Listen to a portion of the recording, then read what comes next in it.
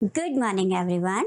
I am Monica from British Victoria School, working as a mother teacher. मैं federation वालों का आज बहुत बहुत धन्यवाद करती हूँ जो उन्होंने इस प्रोसेस को शुरू किया और टीचर्स को और भी अच्छे टीचर्स बनने के लिए प्रोत्साहित किया है। और मैं अपने स्कूल के ऑनरेबल प्रिंसिपल मैम और हमारे स्कूल की मैनेजमेंट का भी बहुत बहुत धन्यवाद करती हूँ जो उन्होंने मुझे इसके लिए नॉमिनेट किया है। आज मैं आपको टीचिंग के बारे में कुछ बताने जा रही हूँ कि हमें अगर हम as a mother teacher work कर रहे हैं तो हमें बच्चों के साथ कैसे रहना चाहिए, उनको कैसे ट्रीट करना चाहिए कि वो बच्चे अपने स्टडी के ऊपर ज़्यादा से ज़्यादा फोकस कर सकें। पहला मैं ये बताऊंगी कि जैसे घर में एक लेडी होती है, उसके पास एक या दो बच्चे होते हैं, वो एज ए मदर वर्क कर रही होती है, लेकिन जब वो क्लास में जाती है तो उसके क्लास में 30 स्टूडेंट्स होते हैं, उसको वहाँ पे अपनी ज़्यादा जिम्मेदारी निभानी पड़ती है। उसको ये देखना पड़ता है कि किस बच्चे को मैंने किस तरीके से हैंडल करना है, किस बच्चे को किस तरीके से पढ़ाना है, कौन सा बच्चा किस तरीके से मेरे पास पढ़ने वाला है। तो आज मैं उन्हीं चीज़ों के बारे में आपसे बात करने जा रही हूँ। जैसे पहला मेरा है कॉन्टेक्ट ऑफ सब्जेक्ट। मेरे सब्जेक्ट के बारे में मुझे पूरी नॉलेज होनी चाहिए ताकि जब मैं क्लास में जाके बच्चों को पढ़ाऊं तो मुझे पता होना चाहिए कि बच्चे का इसके रिलेटेड क्या क्वेश्चन होगा, मुझे क्या आंसर करना है।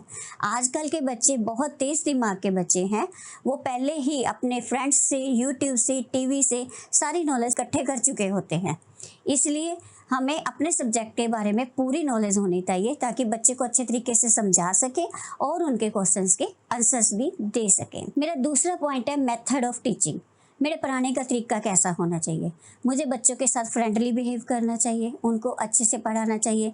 जब बच्चे कुछ बोल रहे हैं मुझे उनको ध्यान से सुनना चाहिए। तो उनको किस तरीके से पढ़ाना है, डेमो मेथड से बनाना है, डिस्कशन मेथड से पढ़ाना है, या चार्ट को शो करके पढ़ाना है, या हमारे क्लासरूम में पढ़े किसी ऑब्जेक्ट को यूज़ करके मुझे उनको पढ़ाना है। तो ये मुझे देखना होगा कि वो बच्चा किस तरीके से चलने वाला है।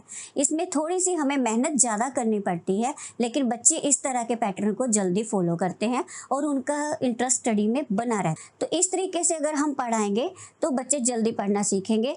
जैसे कई बार हम बच्चे बुक रीडिंग नहीं करना चाहते तो हम उनको रिटन वर्क करा सकते हैं। अगर बच्चे रिटन वर्क करना चाहते हैं, अगर उसके साथ हम बुक रीडिंग करवा सकते हैं। कभी हम कोई आर्ट एंड क्राफ्ट का करा सकते हैं।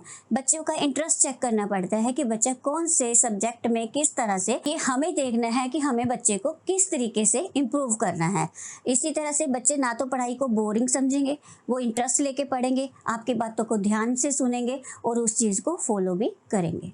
मुझे ऐसा लगता है कि मेरे ये कुछ पॉइंट आपको क्लियर करने से शायद बच्चों के फ्यूचर पे बहुत बहुत अच्छा असर पड़ेगा।